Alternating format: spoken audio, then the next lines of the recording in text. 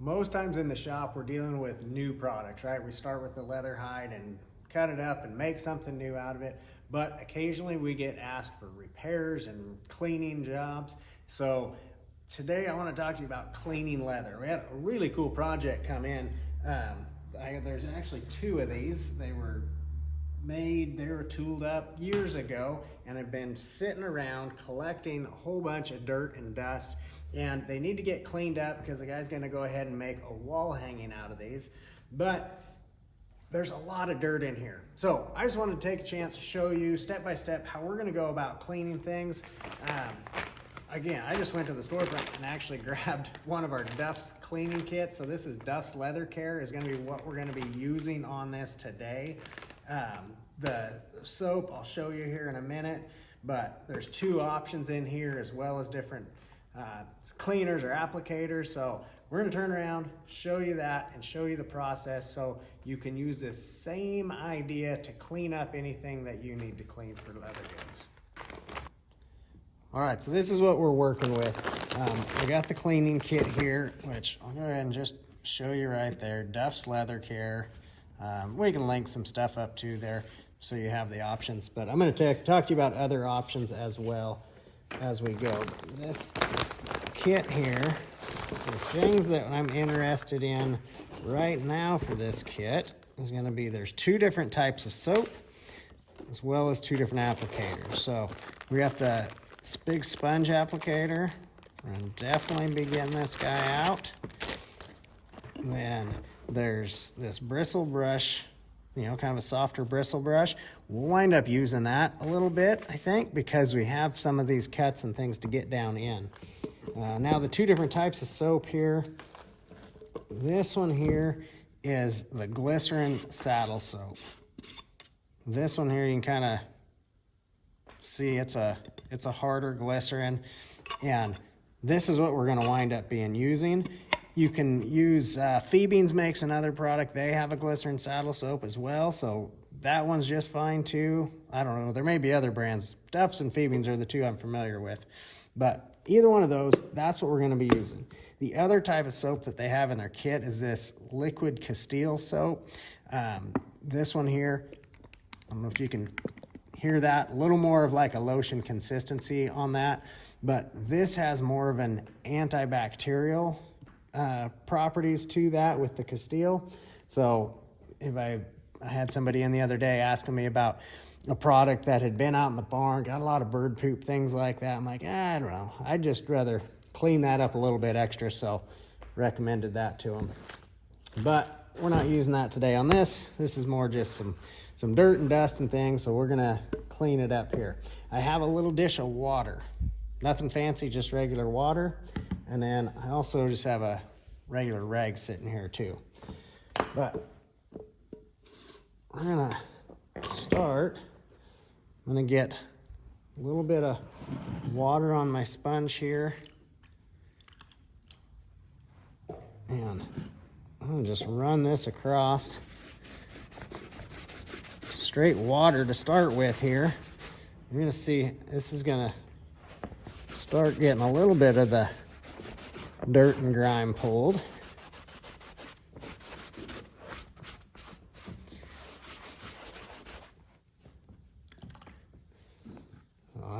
I should have shown you that. There's kind of mud coming off of that as I ran that in there.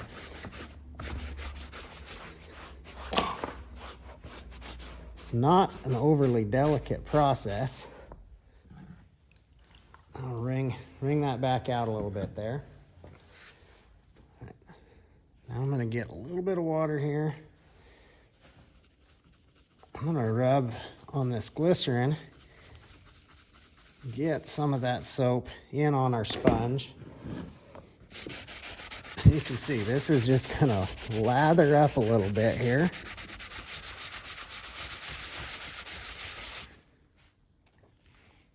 Oh, and that wrings out, getting quite a bit of dirt off of that there.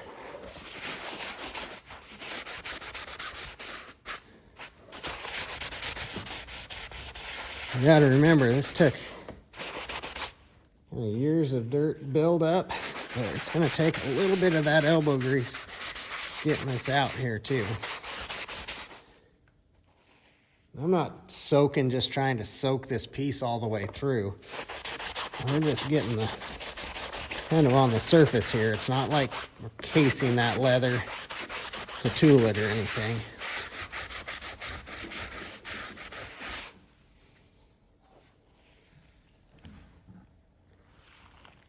Let's see, this has got a lot of dirt pulled from it here.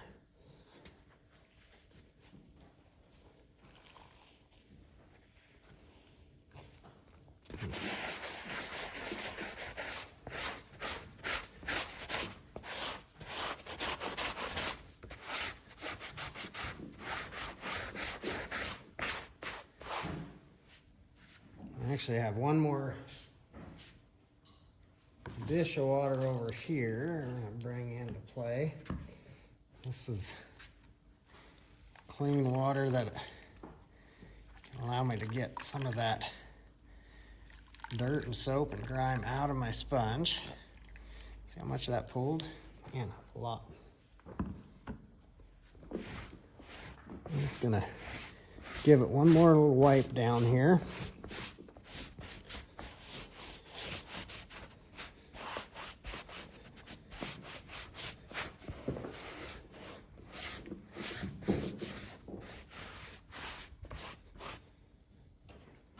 Now my rag that I had, I'm just going to use that and kind of dry and pull off the surface a little bit. It's getting a little more, a little bit of that extra dirt and grime, and probably a little bit of finish off of there too. I don't know if this was maybe antiqued at one time. I think it's a lot more natural antiquing on here right now, but this is obviously an extreme where it was pretty darn dirty. I got a little spot here that I don't know what it got down in there at some point, but I'm gonna go ahead and get my bristle brush out, dip that in the soapy water. See if I can't scrape that out.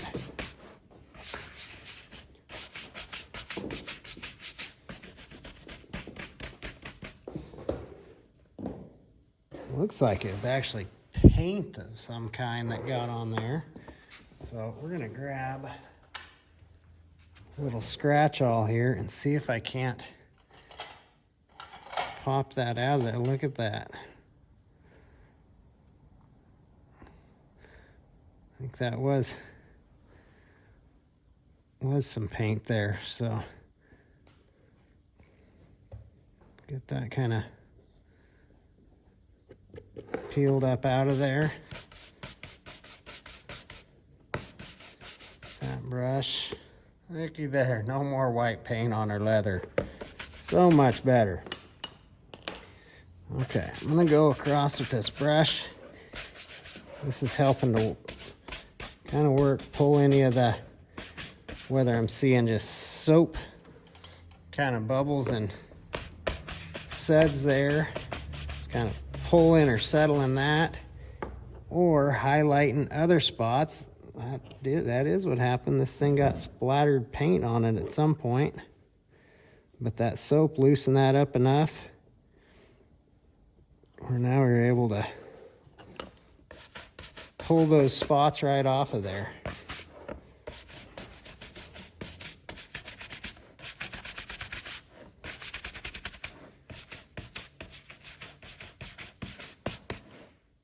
Got one more little dip in our water there.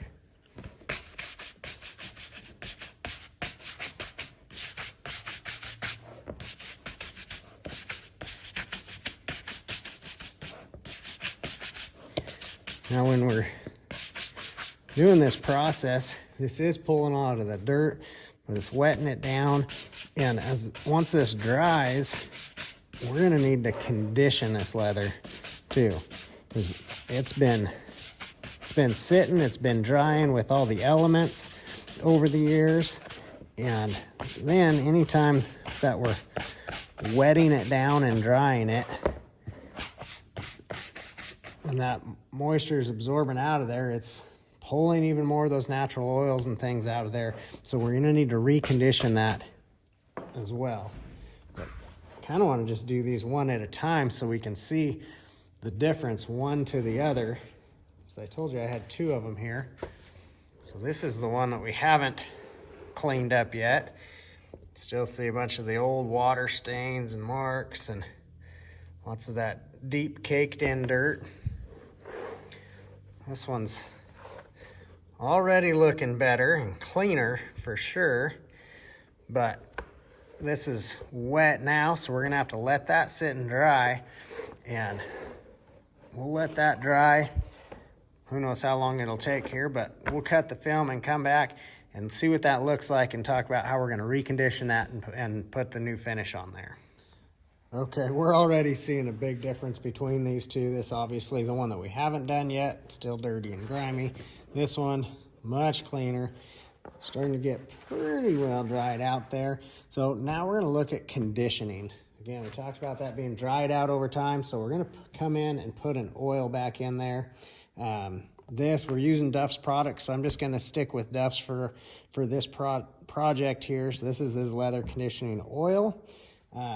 Same thing, Phoebeans puts out a product, 100% pure neat's foot oil. I really like that for an oil as well. But the main thing is that we're getting some moisture put back in here. So I'm just gonna put this on with a scrap of sheepskin here. And this was, again, had been dried out for quite some time. So that's why I think it's important to put on this coat of oil, kind of give it a drink here before we come in with any kind of a dressing or finish on there. So this one's gonna take some more time to sit and soak in and to dry and even up some. And then we'll talk about our dressing and top coat that we're gonna come back with for this project here.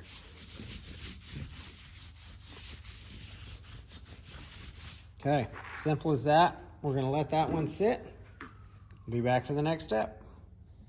Okay, our last step after that's been oiled up, we got it remoisturized. Now we're gonna need to put a final coat here for this cleanup and restoration project. But I'm gonna stick with Duff's Leather Care products because that's what we've done the other one. So, hey, we're gonna stick with it on here.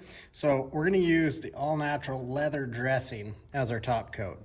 If I was using Phoebeans products, you could use Leather Balm, Tan Coat, Resolene, any of those for a top coat on here, but this is what we're gonna use today. I don't know, it's all natural. I don't know exactly what all's in there, but I do know it smells good and leaves a nice buttery feel to it. So I got just a scrap of sheepskin here. If you're using this stuff, the consistencies can change a little bit depending on your temperature. Cool it down and it'll get back to a paste form there. It'll kind of liquefy in the heat, and different colors and stuff kind of change. I think with the natural products, kind of like honey, honey's natural, but depending on what the bees were eating, that kind of changes colors. So same thing when you have a product like this made out of natural products, but we're just gonna simply rub this in here.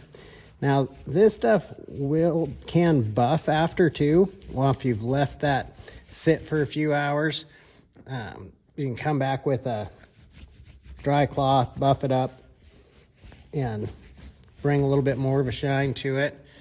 But it's gonna leave pretty cool finish on here, and I think make this project stand out. Definitely a little different look from the beginning. I'm really happy that I only did one at a time so we could see a kind of a before and after, because they were pretty darn similar when we started, in about the same shape. So this will give a really good before and after look. And with any of this, you heard me refer to different products. There's lots of product options, right? Generally, I'll kind of stick with one or the other, as far as if I'm using Duff stuff, I try to use all of their things. If I'm using feed beans, I try to stick with all of them. I kind of figure they're all formulated to work together pretty good. Be Natural is another company that's got a lot of options out there. So there are so many options out there and different opinions about it. I don't think any of them are really wrong, just different, and you'll find what you like and what you don't. But that's gonna sit in there, and it'll kind of dry in there as well. That color will lighten down a little bit more, but I think leaves a pretty darn good look to that. This will get kind of flattened out. We're gonna back it with other leather and trim up the edges and get those slick, so that'll look really good when we get done there. But once that dries too, we'll have even more of the different contrast on there with your colors. But man, what a difference of restoration there.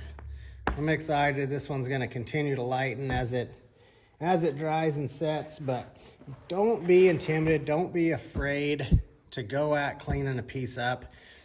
It's, the main thing is we're getting dirt off, we're cleaning any residue, things like that. Then you're gonna condition it with something and seal it with something. And you can go do it for different dye works, things like that, but we're just talking about a clean and restoration project like this. So you can take a really old, dried out piece of leather, bring it back to life with just a little bit of effort. So be cool, see what kind of projects you guys find, maybe at the yard sale or estate sale, or sitting down in your back corners that you can bring back to life with just a little bit of elbow grease.